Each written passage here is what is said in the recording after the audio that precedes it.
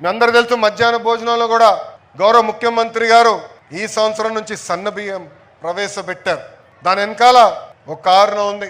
గతంలో డిసెంబర్ మాసంలో parent teacher meeting జరిగింది.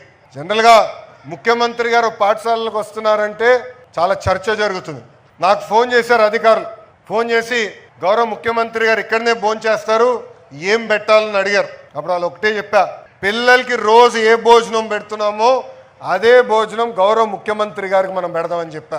ప్రత్యేకంగా టేబుల్ ఏర్పాటు చేయాల, ప్రత్యేకంగా కుర్చీలు ఏర్పాటు చేయాల.